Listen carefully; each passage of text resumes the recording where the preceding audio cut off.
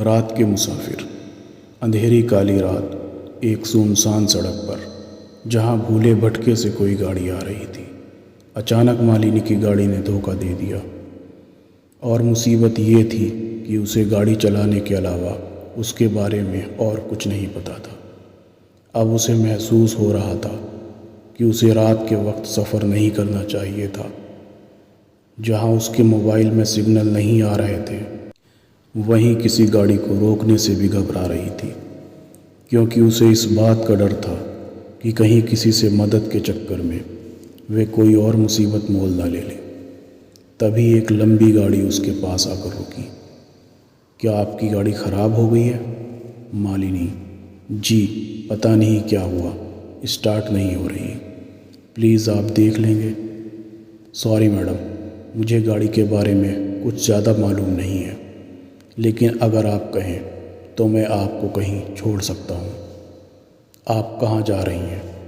मालिनी: मैं दिल्ली से आ रही थी और जयपुर के लिए जा रही थी कि गाड़ी ने धोखा दे दिया। अरे मैं भी मथुरा जा रहा हूँ, आपको छोड़ दूँगा, आ जाइए। मालिनी गाड़ी में बैठने से घबरा रही थी। क्या सोच रही हैं मैडम? घबराइए नहीं, देखिए मैं एक शादीशुदा आदमी हूँ और आधी रात में एक सुनसान सड़क पर कुछ भी हो सकता है। प्लीज़ आ जाइए। मालिनी के सामने और कोई चारा भी ना था, इसलिए वे गाड़ी में बैठ गई। मेरा नाम विशाल है, मेरा कपड़ों का शोरूम है और मैं अपनी बीवी को लेने मथुरा जा रहा था। असल में बच्चे छुट्टियों में नानी के घर गए हुए थे। अब उनका जी भर गया है, इसलिए बुलावा आया है कि लेने आ जाओ। मालिनी: मेरा नाम मालिनी है और मैं एक फ़ैशन डिज़ाइनर हूँ। एक फ़ैशन शो के लिए जयपुर जाना था। मैंने सोचा कि अभी निकलूँगी तो सुबह होने से पहले पहुँच जाऊँगी, जिससे मुझे तैयारी के लिए अच्छा समय मिल जाएगा।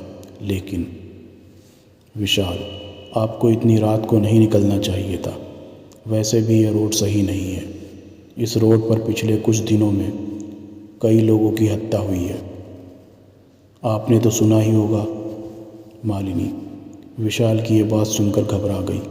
ये बात बताते हुए विशाल की हल्की सी मुस्कुराहट ने उसे डरा दिया। गाड़ी का एसी ऑन था, फिर भी मालिनी को पसीने आ रहे थे।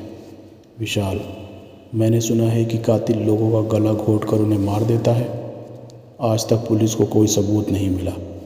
मालिनी: प्लीज़ आप ऐसी बातें नहीं करें, मुझे डर लग रहा है। विशाल हंसने लगा। आप जैसी बहादुर लड़की रात में अकेले सफ़र कर रही है, उसे कैसा डर? मालिनी: देखिए, ये मेरी मजबूरी है, ये मेरा पहला प्रोजेक्ट है, इसलिए मैं पहले से तैयार रहना चाहती थी। विशाल अब फ्लर्ट करने लगा था। आप भी कहाँ फ़ैशन डिज़ाइनिंग में पड़ गई हैं? आप जैसी सुंदर लड़की को तो मॉडल होना चाहिए, सारे शो हाउसफुल हो जाएंगे। मालिनी विशाल के बदलते मिजाज को देखकर थोड़ा सतर्क होने लगी। उसने अपने बैग में से अपनी पानी की बोतल निकाली और पानी पीने लगी। विशाल: प्यास तो मुझे भी लगी है, क्या आप मेरी प्यास बुझा देंगी? मालिनी: क्या मतलब है आपका? विशाल: मेरा मतलब है कि मुझे प्यास लगी है, प्लीज़ अपनी बोतल दे दीजिए। मालिनी: आपकी अपनी बोतल भी तो रखी है, उससे पी लीजिए। विशाल: उसमें वो बात कहाँ जो आपकी बोतल में है। मालिनी: देखिए, मेरे साथ ऐसी बातें नहीं कीजिए, नहीं तो मैं गाड़ी से उतर जाऊंगी। विशाल: अरे आप तो बुरा मान गई, मैं तो मजाक कर रहा था।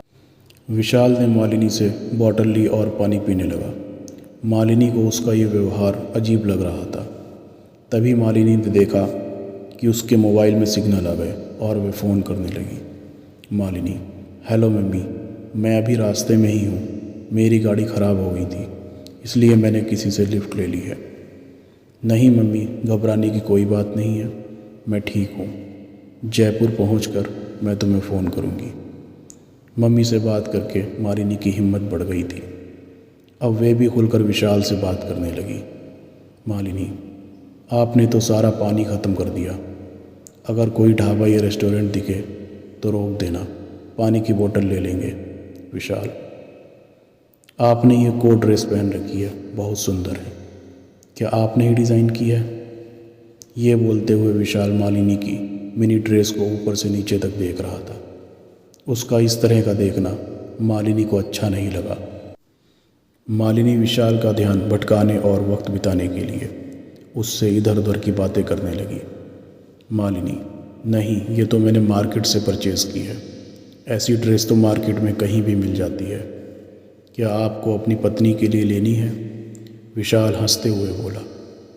आपने भी क्या बात कह दी। ऐसी ड्रेस में तो आप जैसी लड़कियां ही अच्छी लगती हैं।